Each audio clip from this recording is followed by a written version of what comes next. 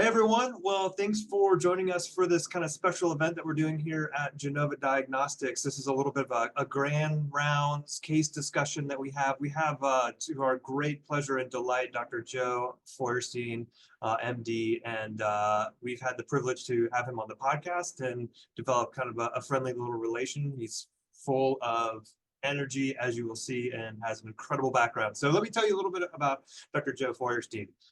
He is the Assistant Professor of Clinical Medicine at Columbia University, and he serves as the Director of Integrative Medicine at Stanford Hospital in Connecticut.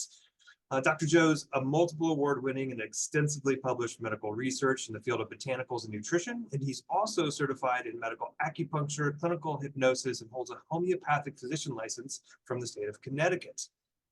Dr. Joe moved to the US 18 years ago and completed an internship in residency in family medicine at Columbia University Stanford Hospital Family Medicine Residency Program.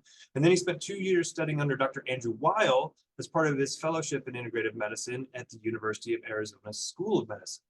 He also works as a medical teaching attending doctor at Greenwich Hospital and is an assistant professor of clinical medicine at Columbia University in New York City, and is the author of several books, including Dr. Joe's Man Diet and his latest, The Cannabinoid Cookbook. And today we're going to be talking about some case studies. So thank you so much for being here, Dr. Joe. A pleasure to have you. Michael, it's really a pleasure. So I want to just give a little background to how I got into this. I don't mean how I got into integrative medicine. That's a little bit of a discussion, but how I got into this. So I actually, worked for 14 years as the director of integrated medicine at Stanford Hospital, which is in Connecticut. It's actually, from a number point of view, one of the largest in terms of volume integrative medicine centers in the country. And we see every year we were seeing 12 to 15,000 patients because we all took insurance, and there were 6 doctors, there were 4 teaching attendings and 2 fellows. So the reason I give you this is because over the course of 14 years, I'd seen about 40,000 integrative medicine patients, follow-ups and consults, etc. So I'd done a lot of this. Honestly, when I got out of the fellowship, which is now 15 years ago, I almost had a bias against any kind of more functional medicine testing. And I just felt it was like being in love with biochemistry and all these different cycles, and I didn't change my management. And then we had a number of fellows, and we had this fellow, maybe she's a great doctor. We had her train with us probably maybe 6 or 7 years ago. She stayed for 2 years, and then she actually stayed on as one of the teaching attendings. And she was really into functional medicine and especially into microbiome diversity. And I trained her, and she said, look, you should, just try this. And I was like, I just think it's all kind of just not validated. It's not FDA approved. Why don't we just stick to nutrition, diet, stress management, Tai Chi and yoga? And she said, just try it. So I tried it on a patient, and it gave some very useful information. In fact, and that actually, the information was information that I really would say is actionable intelligence. In other words, there's no way you can know this information unless you do testing like this. You can't know this. You can't even guess. You can't just throw loads of supplements at somebody. You need to get this information, and it actually changes your management. And so I started doing it with patients, and I really got into it. So I've done, used this hundreds and hundreds of times. I've lectured about this. I've given grand rounds at some teaching hospitals about this. And I've also trained, tens, 50 doctors in how you actually modulate the microbiome. And I really wanted to give some of these cases because what I'm hoping from this webinar is that I'm not going to be able to show you exactly what to do, but I'm going to show you the general principles of how this testing is actually clinically used. So that's kind of what I'm going to do today. And the great Michael Chapman's going to jump in and give his nuggets, and we're going to have a whole chat. So I'm very excited. But this is clinical. This is real people. Obviously, the names are taken out. But let's talk about this, and then let's give you some real cases, and you'll just get the idea that wow, that's useful. And what's really cool is the clinical outcomes, which are really quite impressive. So we're going to talk about microbiome diversity testing, what it is. I'll give you a basic overview, and also the science of it. What are the limitations? There's been a lot of discussion about this. I still am involved with the University of Arizona. I'm one of the mentors in their fellowship, and we have lots of meetings, and we talk about microbiome testing. So I know that there are some limitations. Even with the limitations, it still is a useful test for people to do. Then we're going to have a patient with rosacea, a patient with inflammatory bowel disease. This was probably one of the biggest successes, and an IBS patient. I'm going to go over because I'm going to talk about some of the supplements I was using. I have no relationship with a supplement company. I just like their products and their pharmaceutical grade, so you don't get worried about contamination. And then I'll give you a little bit on where the research is, but there needs to be more research. It needs to be outcome studies so people can actually see how we use this. I'd like to be involved in that because I think this is the future. So microbiome testing is obviously in the stool.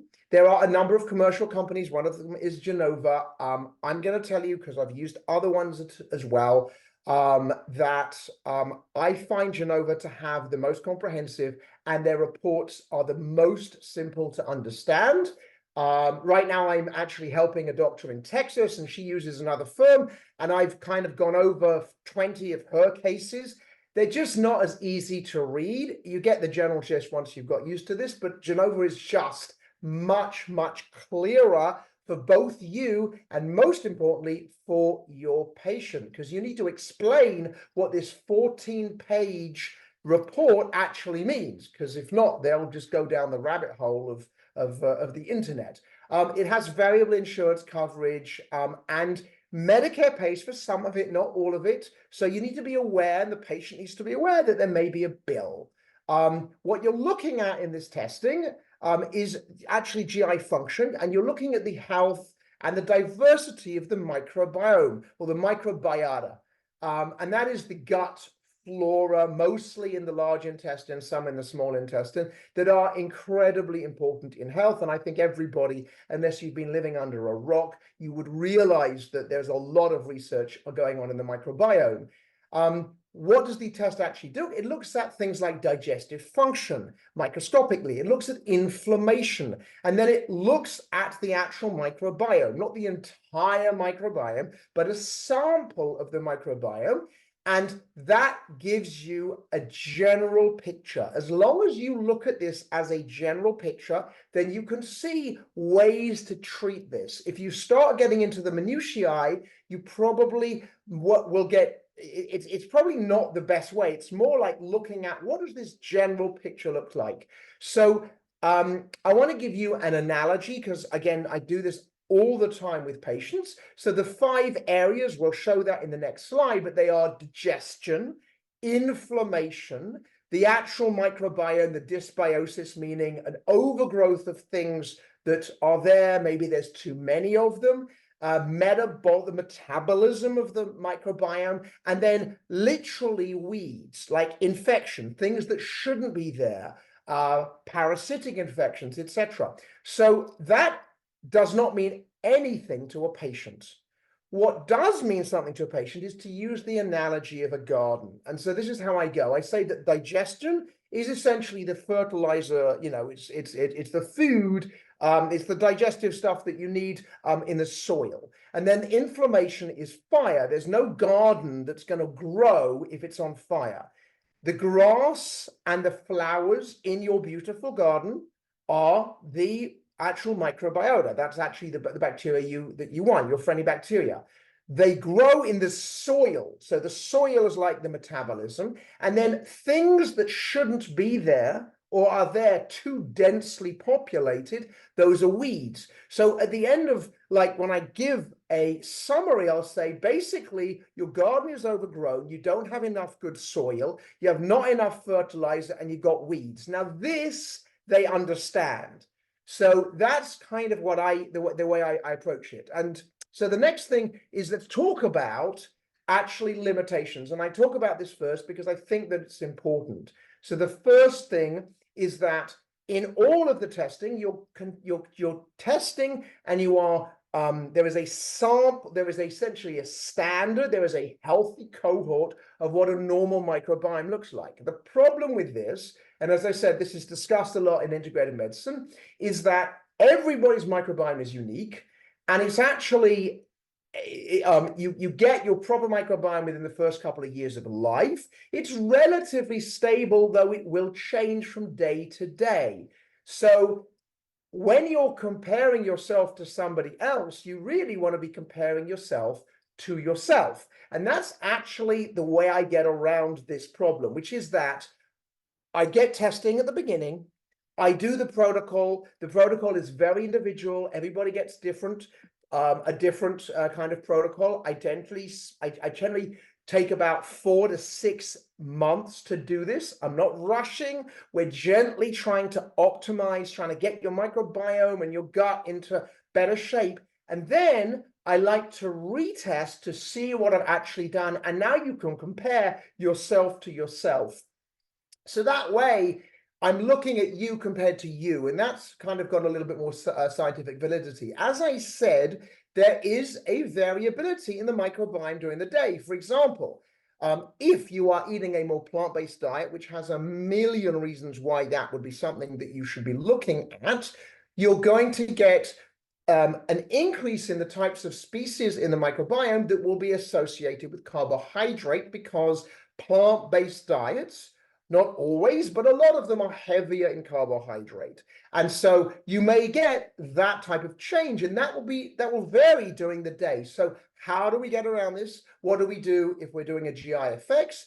To increase sensitivity, you do it over 3 days. So the way I practice is I do a 3-day test. I don't do a 1-day test. I do it at the beginning, and then I do it at the end. And that kind of, if you will, helps overcome some of the valid limitations. There's also some discussion when we get to the testing, you can see that that when we look at things like, we're growing bacteria, we're growing fungus, we're growing mycology. For example, E. coli, it doesn't always tell you which type of E. coli. Some of the other tests actually will. But the point is that which strain, some of them are good, some of them help make vitamin K and help with digestion, and some of them, I think we all know, especially, if we're clinical, are actually pathogenic. So that's information that's useful.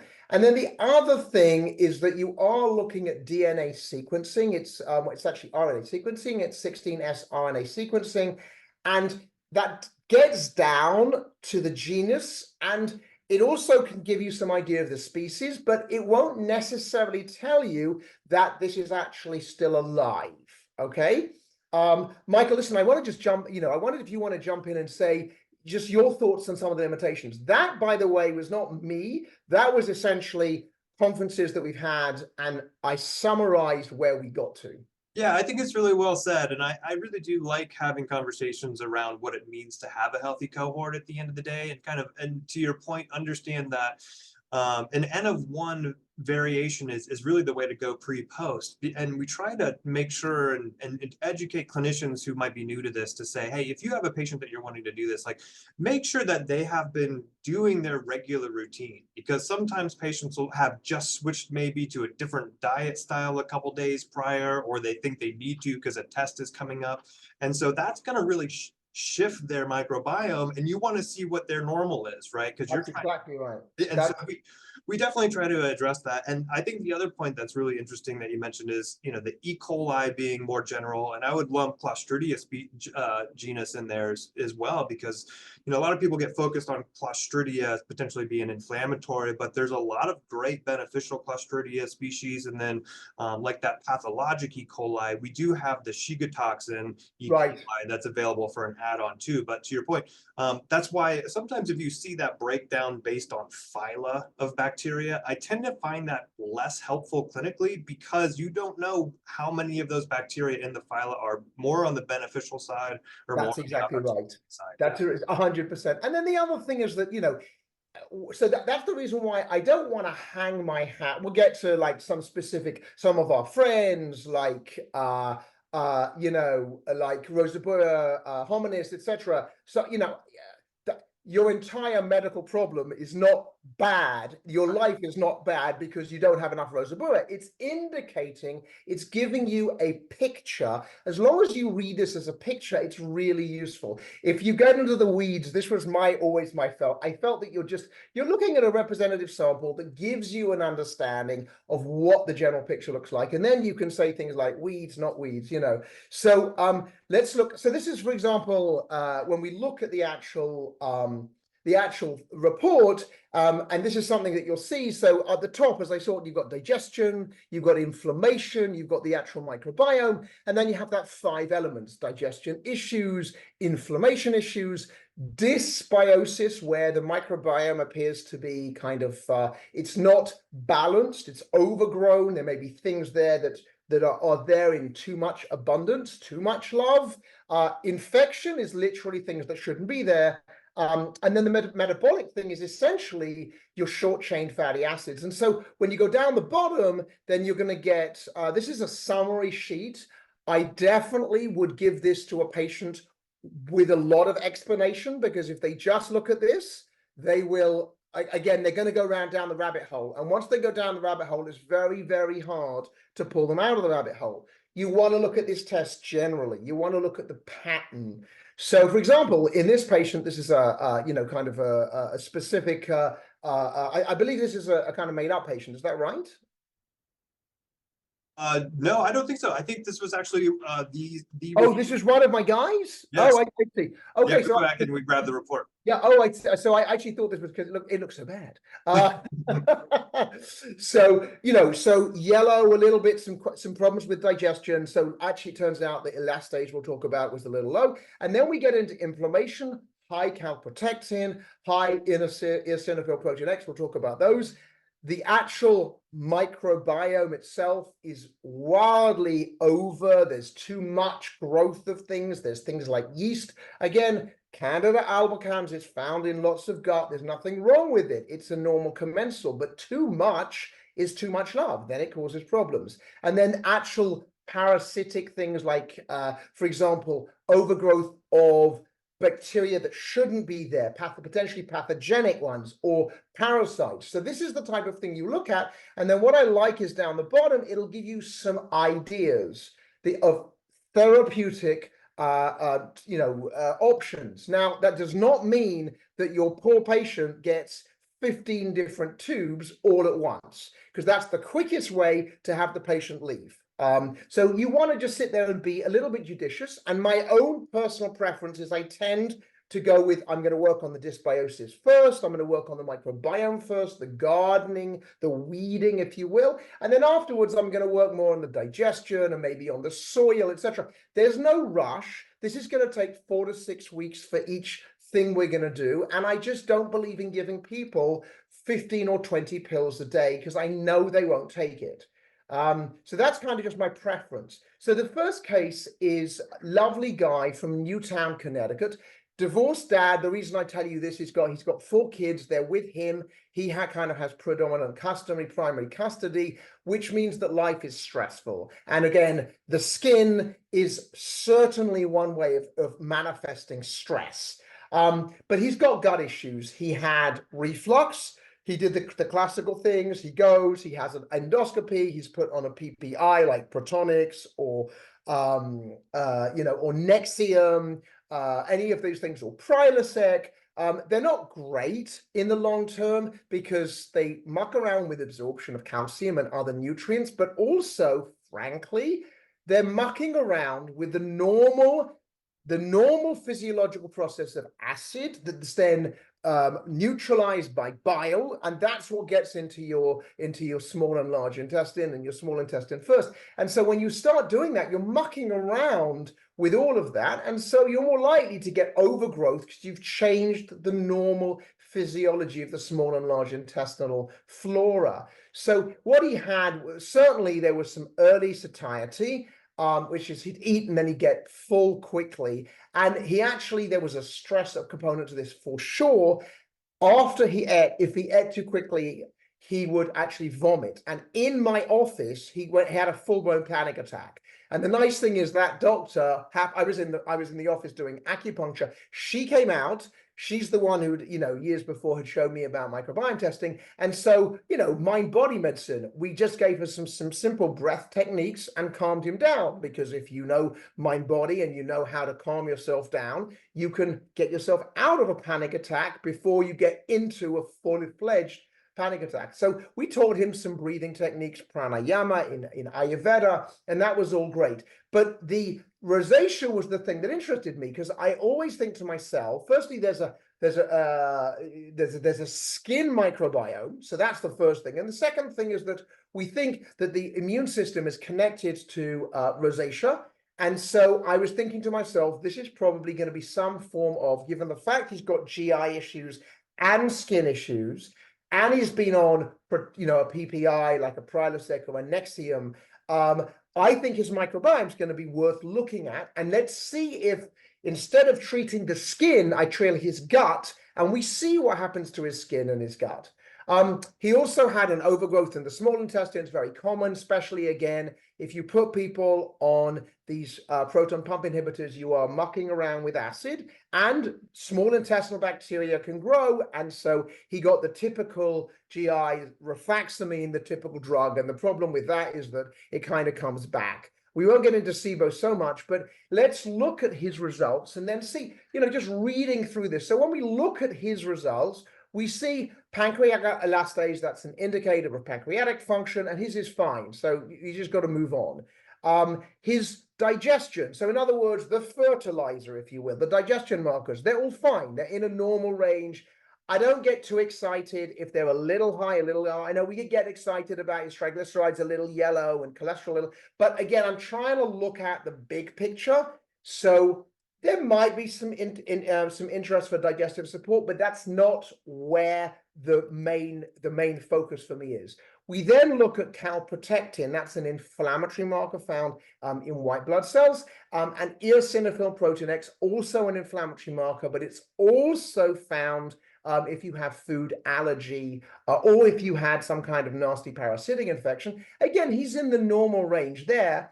What I find interesting is his secretory IgA, which is the main immunoglobulin, the main antibody associated with the gut, the immune system of the gut. Let us remember that there's more immune tissue in the gut than anywhere else. And that would seem to indicate that his immune system has been switched on. So whatever's going on with his microbiome, that is kind of seems to have switched on his immune system. And that might explain why he's getting autoimmune manifestations like rosacea and skin outbreaks. So that's something that we obviously want to look at. When we look at his metabolic indices, so these are short chain fatty acids, that's incredibly important, incredibly important. So basically fiber, especially resistant starches and soluble fiber, the bacteria break this down and they make these short chain fatty acids that are incredibly important in health. They nurture the lining of the, they basically have anti-inflammatory properties, they have antimicrobial properties. Some of them actually there's a problem with some bacteria called biofilm. It's like a hard shell that makes it very hard for things to break down, kill the bacteria. Some of these short chain fatty acids will actually get rid of biofilm. So they're an incredibly important element that nurtures and sustains the microbiome. And he's a little low. He's, kind of in the yellow in terms of his total short chain fatty acids. So again, I'm not going to get into the absolute detail of every single one of them, other than to say he's a little low in his short chain fatty acids. The digestion markers look a little bit off, but not too much. And then the secretory IgA is the one that I think is kind of interesting because it goes with an autoimmune process. But the real part, if you will, is when you look at his actual microbiome, and what you're going to see is that he's wildly overgrown in the Bacteroides family. He's Odorobacter is a favorite of mine because it actually produces, I always think of that as it produces odor, probably what the name comes from, because it makes it a hydrogen producing bacteria. So he's gassy, and that's why he's got this kind of reflux and burping. Another one, and Prevotella species. So we're going to get into what they all do, but you can see that I find there's another one in the Firmicutes phylum called Pseudoflavina fracta. I find that very, very commonly in IBS, in most of my IBS patients. He was not. He was a reflux patient with autoimmune disease. But what you can see here, what I would say is that he's quite overgrown.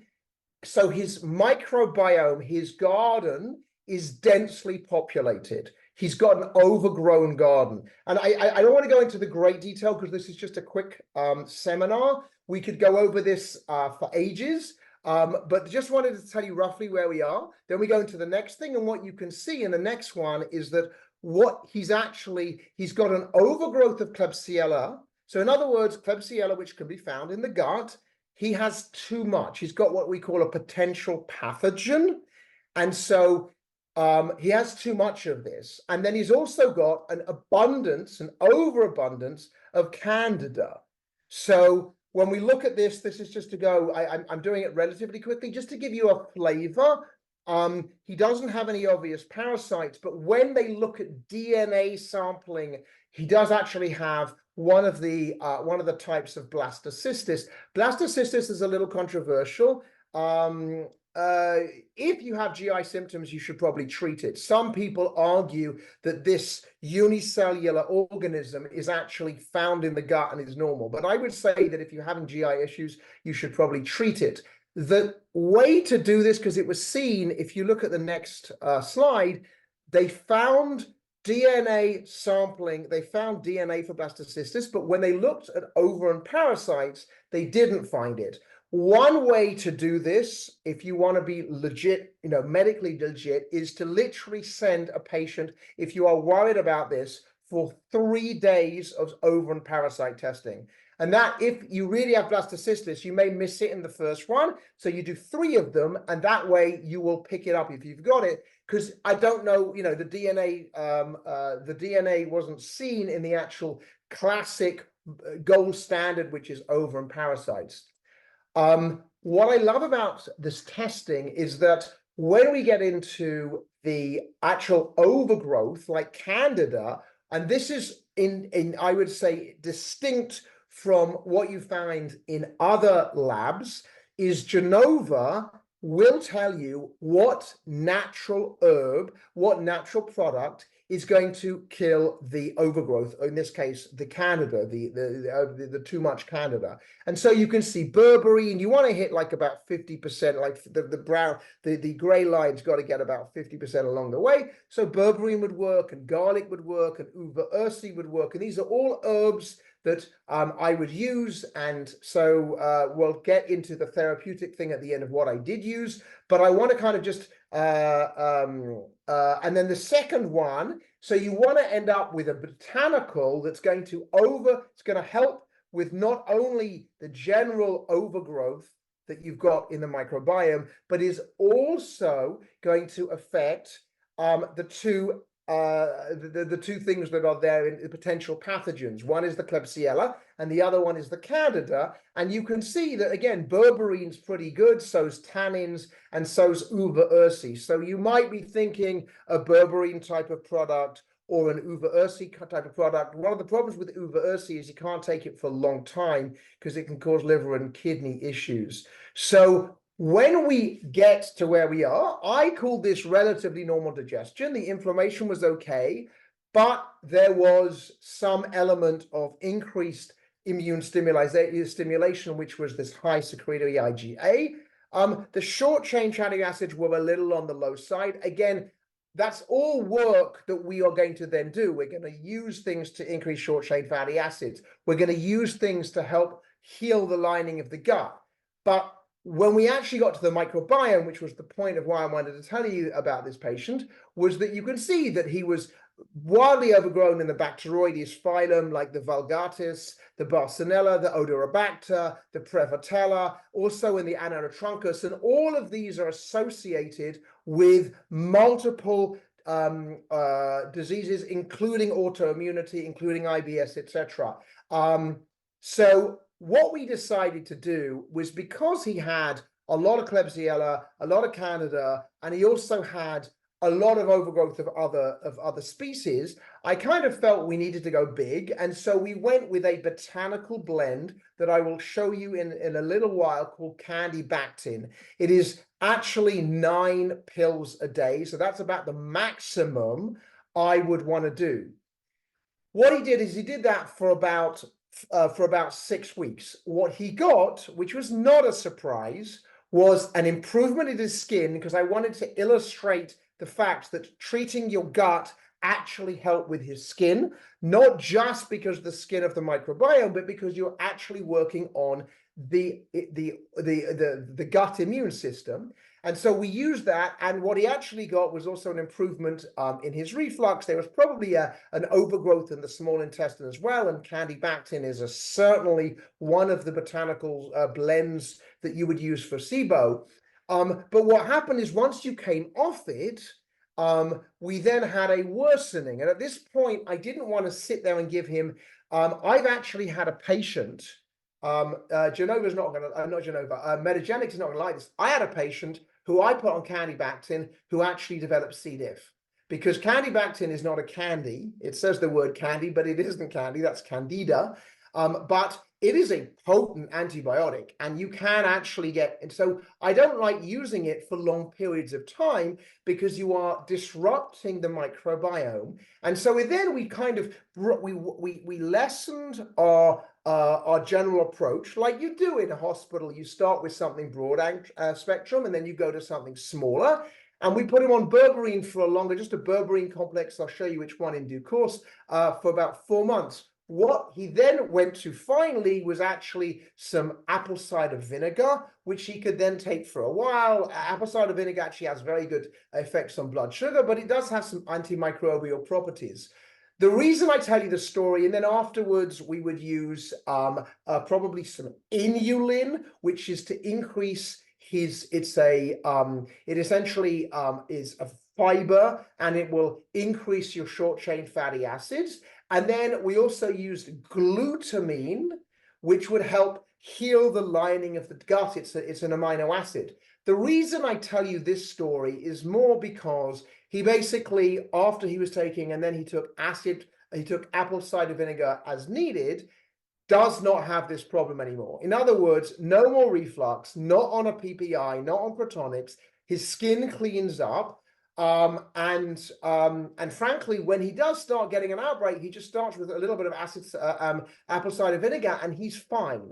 So this is a patient who would have ended up on lots of antibiotics and God knows what, and topical and clindamycin and etc. And by going through the microbiome, you actually fixed his problem in a fundamental way. Mike, what you got on that one? And then we'll go to this is the easiest one. The next two are kind of even cooler. No, I think you have so many gems in there, and it's a very interesting case. There's a few things that I really thought of. One was Klebsiella. There is some research demonstrating these associations with Klebsiella species, certain species, and rheumatic type conditions, more so along kind of musculoskeletal, like rheumatoid arthritis and ankylosing spondylitis. But you get that sense of what this potential pathogen could do if it's sending out this systemic type of immune response. And was that playing a role in his rosacea? Makes me kind of curious. And I also, one thing that's so perfect about this protocol is, after you went in and sort of took care of the organisms that you wanted to kind of weed out, the introduction of berberine. One great thing about berberine too is it actually has been shown to be a bit of a prebiotic in and of itself, where it can foster the growth of some of the more beneficial bacteria. So it's almost kind of like rebalancing in a very nice, subtle way from that kind of antimicrobial approach into promoting the good guys. And so I think that was all wonderful. And points around the impacts of the Protonics and the PPIs on the bile and the pH as a regulator of the small intestinal microba is brilliant. Thank you. We're going to do another two. And the next one, I'm really proud of this. This is because, again, I'm coming from a place of being slightly suspect and and questioning about whether this is actually a real thing. And when you've done this, and this patient, you literally fixed her IBS, her IBD, and she's got ulcerative colitis for 30 years, and you'll hear the story, you're like, wow.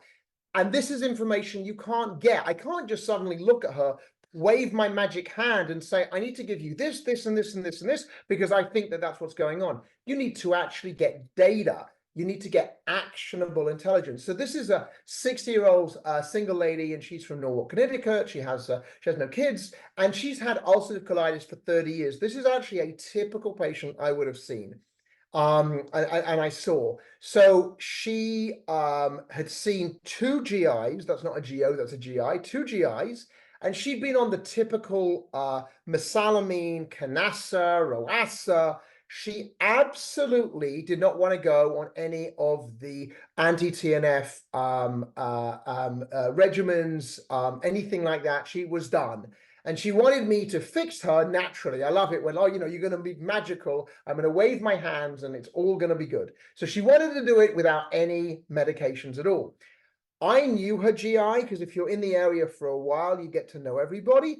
And the GI said, fine, if you want to try this, you can try this, as long as she's getting surveillance colonoscopies. And if it's not working, we're going to need to put her on, 6MP or whatever with the next things. But she was really adamant we weren't going to do that. And obviously, chronic inflammation in the gut increase your risk of colon cancer. So there's no way I'm not doing this. I'm doing this without a GI. The GI needs to be involved. And the GI was kind of impressed with the story. So she had a history of breast cancer. She'd had a mastectomy, and she did accept some tamoxifen, which she wasn't taking at this point. But, she was not a medicine person. Iron deficiency anemia, because she chronically bled, frankly. She would have bloody diarrhea. It would come and go, come and go. So you could see that she had, a low ferritin. Her hemoglobin was 11.5, little low for a lady. And she was being put on iron with some vitamin C, which she was doing on her own. So we look at her microbiome testing. And again, I'll kind of give you the big picture about this, and then I'll show you kind of where it is. But in this one, again, this patient, digestion issues, you can see, we'll get into that. Some inflammation we'll talk about, but the main thing here is number 10. You can see over here, ring number 10 is that clearly something going on with her microbiome, which is what we want to look at, and then some issues with metabolic imbalance. So when you look at this, I like this slide because it's a summary and it helps you kind of better conceptualize what's going on. So when I say to a patient, your garden is overgrown, I say you can have a garden like a desert, you can have a garden like a forest. So if you look at, and this is where we get to the healthy cohort, my friend, my 60-year-old lady with ulcerative colitis for 30 years, she is overgrown. She's actually almost 15% heavier. So in other words, her microbiome, her gut flora, her garden is more like a forest than a desert. So that's the first thing to remember. And the second thing is, like, when you look at the inflammation scores, actually, interesting enough, her inflammation scores are not that high, but her methane dysbiosis score, which I always think of a fermentation, it's more like fermentation, is actually a little high. So the highest you get is 16, and she's at 11. So she's there's more of a fermentation issue than there's an inflammation. When you plot the inflammation and the fermentation, or the methane dysbiosis score together, you end up with what's called zone 2.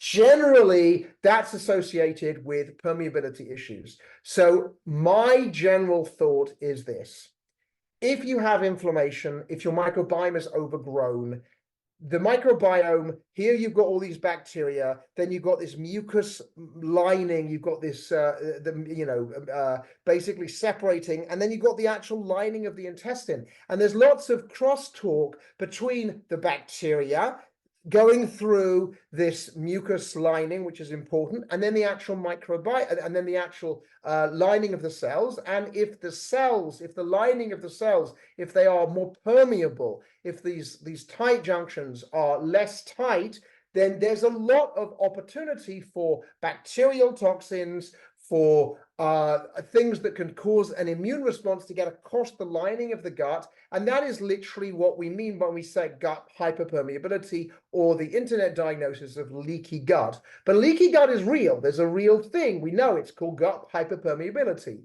And this is kind of doesn't surprise me, given the fact she's got an autoimmune disease and she's got inflammatory bowel disease, that her gut might, that the lining of her intestine may have permeability issues. And then we look at her actual commensal balance, and what you can see here, I'm going to go relatively quickly, is that, you know, she's definitely in an imbalanced microbiome. So it's overgrown, it's imbalanced. Let's get to the actual details. So when we look at this, for digestion, she actually does have malabsorption. She's got digestive issues. She's got too much fecal fat. This is not a surprise. I mean, she's got inflammatory bowel disease, so this doesn't surprise me. She's high in triglycerides and long-chain fatty acids and phospholipids. I'm not going to go into each one of them in the interest of time, other than to say they're all are important elements of digestion. So what it's telling you is that she's going to have issues with digestion.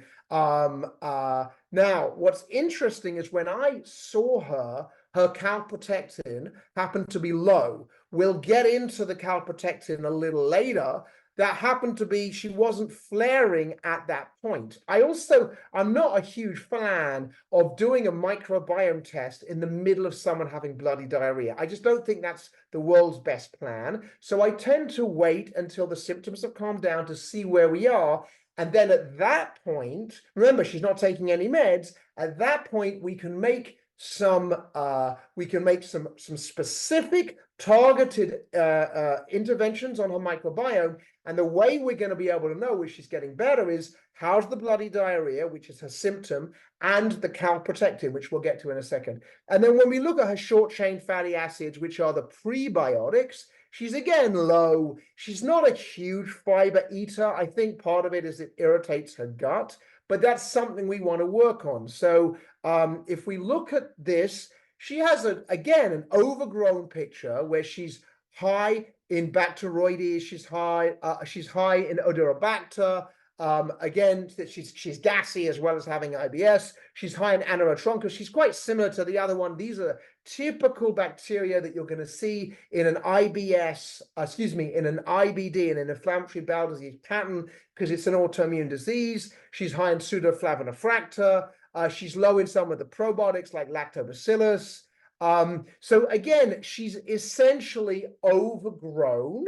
And then let's get to what else. So what else we see here is that her E. coli, we don't know which species, but her E. coli is still okay, not actually dense. She doesn't have an overgrowth of candida or anything like that. There's no parasites. There's no parasites here. And the nice thing is, and this is what I said, there is no blood in her stool, because I was doing this when she was relatively stable. I want to see where you are, not in the middle of a flare, because I'm going to try and treat you to optimize you where you are, not in the middle of a flare, because I don't want you to be in a flare. So when we look at what actually happened, you can see that she's way overgrown. She's 15% increased abundance compared to normal. She's kind of also more fermentation is what's going on, which is typical when patients have an overgrowth. She's got permeability issues. I explained that was to do with zone 2. She's got digestion issues like the high fecal fat. And this is the calprotectin. The calprotectin, which is an inflammatory marker, which is used by gastroenterologists all the time to follow the treatment of patients who have inflammatory bowel disease. So they'll order fecal calprotectin all the time, and if it goes down, then they're happy, and they'll continue the TNF alpha medicines that they're using. But the point is that she was 296, which is high. When I got her, I specifically got her at 45. Anyway, the point was, so then we look at the actual bacterial, the actual microbiome, and we've got the Prevotella, as I said, and the Vulgaris, and the Odorobacter, and the Ananotrunchus, and the Faecobacterium. and the low lactobacillus. So again, the typical overgrown picture you have. So in this patient, because she was overgrown, I tried to be a little bit more discreet. So I went with berberine, which is an antimicrobial. I'll show you which one in a little bit. And then afterwards, trying to give her, to increase her short-chain fatty acids, I used inulin, which is a prebiotic. The problem with inulin is that some people just can't tolerate it. It makes them gassy. Because she does have an overgrowth and the bacteria do like inulin, so it makes gas, and so she just couldn't tolerate the bloating. So instead we had to go to prebiotic foods like resistant starches, which is fine and generally increase fiber in a slow, methodical way, and then things like Jerusalem artichoke and green bananas, etc. But the main story was that this was actually the second microbiome test I'd done, because she still had intermittent bright red perrectal bleeding. So at that point, this is when I did that second test. So we'd already done berberine, we'd already done the inulin. So at this point, I felt what we needed to do was up our game. And so we used a powerful antimicrobial candibactin, the AR and the BR. We used that for 6 weeks. We then used some digestive enzymes to help with digestion. And we also started with glutamine. I'll show you the one we used. And glutamine being this amino acid that's important in helping nourish the lining of the intestine and to help with permeability issues. The reason I tell you this story is because she completely stopped having any symptoms. So she had no more bloody diarrhea and she was completely symptom-free. Goes back to her GI, who I've known for a long time, who then called me up and said, I don't know what you did, because she kept on flaring and having bloody diarrhea. And we fixed it. So the point I'm trying to make is that there is no way, just looking at this patient without getting this testing, I would have known that she needed antimicrobials followed by digestive enzymes followed by glutamine. I could have thrown the kitchen sink at her, but I could have easily caused much more havoc because I was not being targeted. This was giving me actionable intelligence. Michael, what did you think of this case? I mean, it's just brilliant again, and there's so many fascinating things we could focus on. I'll touch on a couple. One of the first ones is, for people who might be new to this, they may have seen on that front page there was the inflammation score of 4, but then all green lights underneath it. And so I think somebody would have been like, why is there a 4? And that's where, if you would have flipped to that page around calprotectin, we actually do that intentionally, because usually we will see below detectable limits calprotectin. So at any point that we see it, that's when we're like, there's something. You know, even if it's an infection or what have you, we don't want to see calprotectin. So that wasn't any sort of mistake on that front page. And we don't talk a lot about the zones and getting into the weed, but I think it's one interesting point is that you mentioned zone 2 and permeability issues. We did some internal data analysis, and we actually found that most patients with IBD tend to have more of a zone 4 pattern. Right. But in this case, I think we're picking up a little bit of a subtle difference in her microbiome, and it could be something like that disulfovibrio and that hydrogen sulfide producing bacteria that's causing more of that condition. And so it just goes to show, like, we have these sort of data trends, but every person is a little bit different, and that's where you can have targeted intervention. 100%. And that's, illustrates the fact that this is very much, you need this data, because without it, you're guessing, you know. And then the final case is a patient with IBS. I mean, you know, we can't talk about the gut, talk about microbiome and not have IBS. So this is a 49-year-old. She's in Connecticut. She lives with a partner and she works in banking, which means that she's stressed. So this lady, I love the picture. She's got her belly because it hurts, but she's also got her head because, it was a day. You know what I mean? So she's got anxiety. One of the things I will test microbiome testing for any autoimmune disease, someone with a significant allergic thing like an atopic dermatitis, any of those, but I will do it for mood disorders for sure. I mean, anyone with a more complicated mood disorder, the gut-brain axis, I want to know what's going on in your gut, because serotonin is mostly made in your gut and because there's a link. So I do that I will also check microbiome testing for people with dementia or early dementia or mild cognitive impairment to see where there is, because of the link between the brain and the gut. So this lady, actually, this was just more to start off with. She was on Clonopin and Valium, Xanax, long and short acting benzos. And actually her mood was much improved because of the gut brain, the gut mood axis, with what we eventually did, and actually doing the classical, we had to reduce her carbohydrate intake somewhat, and we had to do some intermittent fasting, and that had an effect on her mood, there's no question. What we also found is by just helping with, I'm not the world's biggest, everyone has to be on a keto diet, but we can somewhat reduce total carbohydrate intake, and that also helped with a focus as well. You're not getting, if you're looking at things with a more of an understanding of glycemic index, you're not getting sugars going up and down, and that's not wonderful for patients with ADD. But the IBS story was that she'd had surgery for fibroids, and basically after that, she would go, since the surgery, and probably during that surgery she may have had antibiotics, but either way had a hysterectomy, all the hormonal changes associated with that. She literally was intermittent diarrhea and constipation, your typical IBS mixed. And she'd seen the GI, because I want my patients to have been worked up properly, and the workup was negative. So this was a patient where, they were doing, oh, well, I suppose if you've got too much constipation, we'll give you Linzess or Amitiza, or if you've got too much diarrhea, we'll give you Imodium, or, we'll give you Bentyl for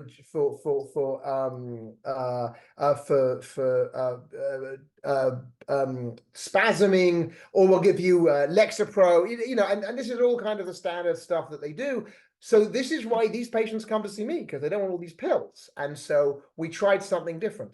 So this is this lady. And again, you can see some digestion issues that we'll look at.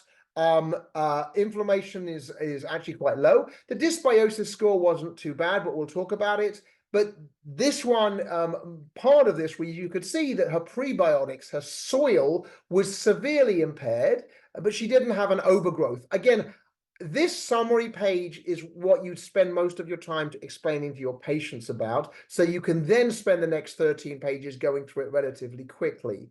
So when we look at her, again, she's not wildly overgrown. She's kind of in the normal cohorts. Her dysbiosis scores, not a lot of inflammation, but again, somewhat higher methane scores, meaning fermentation. Methane is one of the gases that the gut you'll make. Methane, hydrogen are two, and hydrogen sulfide is another one. And so when you plot that, you see, again, she's kind of living in zone 2. Zone 2 is kind of permeability. Zone 1 is usually kind of, there's not so much going on, and it's more to do with food allergy, actually. And then as Dr. Chapman said, the zone 4 is where that's where the IBD patients live. But this is a typical kind of zone 2 patient where you're thinking about permeability issues. So when we look at this, she's not too bad. She's, she's a little overgrown. She's a little outside the normal range. But if you see, she's not in the red area here. She's in the kind of green area. So, digestion and absorption relatively okay, a little high in cholesterol. That's something to take consideration. When you look at her secretory IgA, it's not high, but it's in the yellow zone, and that would indicate a permeability issue. So the zone 2 would tell you that there's a permeability problem, based on the fact, based on that table. But also, secretory IgA goes up if you have an issue and it's causing the immune system of the gut to be stimulated, which is what you're seeing here. But the take home for me is, in this patient, she really has very low short chain fatty acids. Now, when I say I'm going to reduce carbohydrate, my reducing carbohydrate is not trying to reduce fiber. It's trying to reduce, lots of starch and lots of sugar. But I still am telling people that they need to eat fruits and vegetables and nuts and seeds, and they all contain fiber. And so this lady's low, and we need to look at her diet. But when we look at this, so she's Odirobacter, again, just not wildly overgrown, just a little high in Odirobacter, which again makes hydrogen and would go along with a little bit of the fermentations picture. And then Akkermansia mucophila. So this one down the bottom is one that, frankly, the supplement world are all trying to get supplements that are high in Akkermansia. So this is, mucinophila. It's associated with that mucin layer that's incredibly important. You've got the actual bacteria here, you've got the lining of the intestine and the immune system with it, and then you've got this mucin layer. And if the Akkermansia mucinophila is low, then that would indicate that you want to do something about that mucin layer, and there'll be things that increase mucin. So what we did with her is we looked, and she's not overgrown again. The E. coli looks fine, the lactobacillus. She's not got lots of overgrowth of other things. And she's not got lots of parasites, and she's got no blood. So what we summarized with her was normal abundance, a little bit high on the fermentation score, permeability kind of stuff. And then we had low short-chain fatty acids. So in other words, her soil is not very good quality. So we've got to work on the soil. And her fertilizer is not very good. And she's got low Akkermansia and a little bit high in Odirobacter. So she wanted to get going, and there was quite a lot of fermentation in terms of her symptoms, and so she wanted to try something a little heavier. So we went with Campylobacter. We could only do it for a couple of weeks, and she couldn't tolerate it because, again, this is a strong antimicrobial. So in the end, we stopped that, and we went with berberine again. But then we also used inulin, and then we used a digestive enzyme. So all of those elements, we worked on the digestion issue, we worked on the prebiotic issue, we worked on a little bit of overgrowth and fermentation issue, and then we got to glutamine. But the point of the story is that her symptoms, again, completely resolved. Completely resolved. Bowel movements, no more IBS symptoms. It wasn't diarrhea, constipation. It was literally normal bowel movements every single day with an increase in the fiber, better mood, and less anxiety, etc. So let me just show you the supplements that we use. So for example, Campylobacter AI, I have no relationship with Metagenics. So this is a botanical blend. When we spoke about the different natural products that Genova tests, oregano is one of them. So this is the essential oil aromatic blend. So it's got essential oil of thyme, essential oil of oregano, and sage and lemon balm. These are all well-known essential oils. They all have antimicrobial properties. So that's one of the things. The BR is a botanical blend that has berberine, but many other herbs like ginger and licorice, which is also anti-inflammatory, and Colitis and skullcap. So this is a well-known botanical blend that is, I would say, a broad-spectrum antimicrobial. I use that if the patient is very overgrown, but there are limitations. Some people can't tolerate it. Some have to go on a lower dose. And as I said to you, one person had C. diff. This is essentially the second one, which is this berberine complex. Berberine is an alkaloid, and it's found in different herbs like barberry or Oregon grape or golden seal. I like this blend because it's just 3 different types of berberine. So if I don't want to blanket bomb the microbiome, I will certainly use this. Glutamine is this amino acid. It's important in the metabolism, in production of protein, and also metabolism of glucose. You make it in your muscles, and the point of the story is that it actually fuels the lining, the enterocyte. It actually feeds the enterocytes, which is the lining of the gut. There is actually a prescription glutamine. It's called Endari, and it's used in children. And so most of the time in Western medicine, we're using glutamine in the ICU for critical burns and critical illness. But we can use it, and we use it. I use maybe 3 to 5 grams a day. Some people get concerned about using glutamine long term. most of the herbs I'm using for, I don't know, 6 weeks, 6 weeks, because we're slowly improving lifestyle where your microbiome, especially when we retest, looks more normal. So this would be something to look at. And then there's just a couple of caveats, which is you have to be a little careful with liver disease because it's amino acid and associated with ammonia. You can't use it in bipolar. I realize most mood disorders you'd be looking at this, but you'd be careful because it increases mania. And then glutamine, monosodium glutamate sensitivity, some people would find it difficult. Digestive enzymes, again, lots of them, they come from fruit and nuts and meats and dairy. They are proteases, they're amylases, which are for carbohydrate, they're lipases for fat, they're cellulases for cellulose, they're phytases, which are found in beans, and they use to aid absorption, to digestion. And you basically patients, I had this patient, I'll never forget it, that was getting worked up and they were about to do some kind of GI, like a vascular surgery for potential insufficiency, in the celiac plexus. They were going to like stent her. And she saw me and we put her on digestive enzymes and the symptoms all went away. I mean, they were about to like literally dilate her arteries. It was insane.